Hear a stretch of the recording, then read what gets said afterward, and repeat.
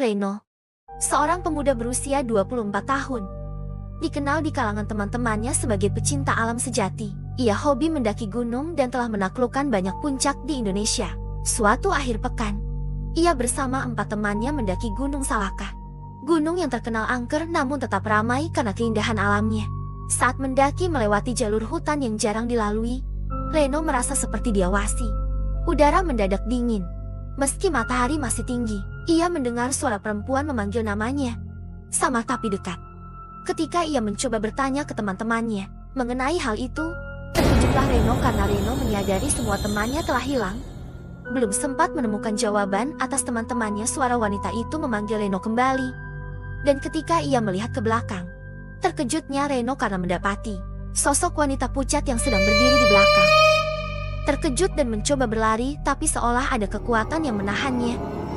Berontak Reno pun terjatuh merasakan sakit di tubuhnya. Ia menaikkan pandangannya dan mendapati sepasang kaki melayang di udara. Seperti tak diberi jeda untuk menenangkan diri, Reno mencoba bangkit dan melarikan diri kembali. Ia menerobos semak-semak untuk mencari jalan. Kemudian tiba-tiba langkahnya berhenti, tak bisa bergerak dan tak bisa bicara. Ia tidak bisa melihat apa-apa, seperti ada sesuatu yang menuntunnya. Dan ketika Reno membuka mata, ia menemukan sebuah area terbuka tersembunyi di balik semak rimbun. Di sana, terdapat tumpukan batu-batu tua membentuk lingkaran, dan satu batu besar di tengahnya seperti altar kuno. Di batu besar itu, ada ukiran simbol asing dan tulisan kuno yang tak ia mengerti. Tiba-tiba angin berhembus kencang, dan daun-daun berputar mengelilinginya. Ia mendengar suara berbisik, "Kau telah melihat, maka kau tidak akan bisa pergi tanpa membawa sesuatu bersamamu." Setelah itu, semuanya sunyi. Reno panik, lalu berlari kembali mencari jalur pendakian. Ajaibnya, ia tiba-tiba menemukan kembali jalur semula dan bertemu teman-temannya yang bingung karena merasa Reno hanya hilang beberapa menit. Namun bagi Reno, rasanya seperti berjam-jam. Sejak pulang dari pendakian, hidup Reno berubah. Ia sering melihat bayangan hitam di cermin. Banyak sosok asing yang hadir menemani tidurnya. Di malam hari, terdengar bunyi seretan di bawah ranjangnya. Padahal tak ada siapa-siapa. Puncaknya, Reno mulai melihat sosok-sosok hantu secara langsung. Wanita berpakaian putih melayang di kamarnya, meninggalkan jejak seolah menegaskan kehadirannya di dalam rumah. Pekerjaannya kacau karena ia sering tidak fokus. Hubungan dengan keluarganya menegang karena ia mulai bersikap aneh. Ia mencoba berobat ke dokter, tapi tak ditemukan masalah fisik atau mental. Setelah hari-hari buruk yang berulang, Reno memutuskan untuk kembali ke Gunung Salaka sendirian.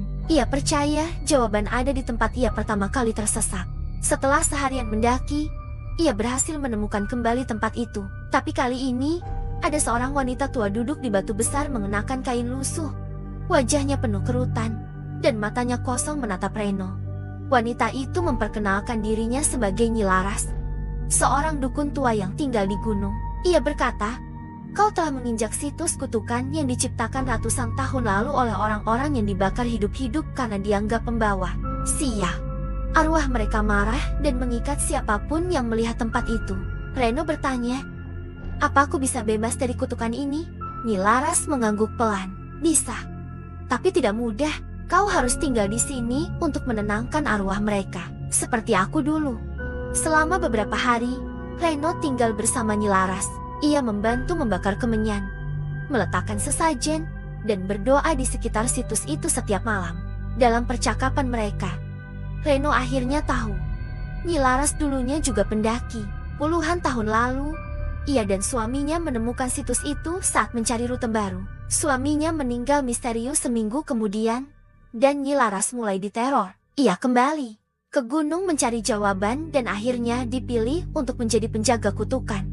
"Aku tidak bisa pergi dari sini. Jika aku pergi, arwah itu akan bebas dan meneror lebih banyak orang," katanya lirih. Reno terdiam. Ia tahu, jika ingin bebas sepenuhnya, ia juga harus tinggal. Tapi ia tidak sanggup.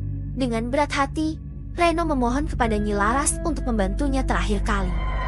Banyak roh mengganggu saat upacara dilakukan, tapi Nyi Laras tetap menjalankan upacara menghiraukan gangguan tersebut. Reno yang ketakutan hanya bisa berdoa pasrah. Setelah upacara panjang di malam bulan purnama, Nyi Laras berhasil memutuskan sebagian besar kutukan. Tapi sebelum Reno pergi, Nyi Laras berpesan, "Pergilah, tapi jangan pernah kembali. Dan jangan pernah membiarkan siapapun menemukan tempat ini lagi." Reno turun gunung keesokan paginya. Kutukan itu tak lagi menghantuinya, tapi kini ia dihantui rasa bersalah yang berbeda. Ia hidup normal kembali. Tapi setiap malam, ia teringat wajah Nyi Laras yang duduk sendiri di tengah situs batu itu. Orang tak beruntung yang terpilih menjadi penjaga kutukan Gunung Salaka. Jika suka dengan video seperti ini, pastikan like, subscribe, dan hidupkan loncengnya agar tidak kelewatan video-video terbaru.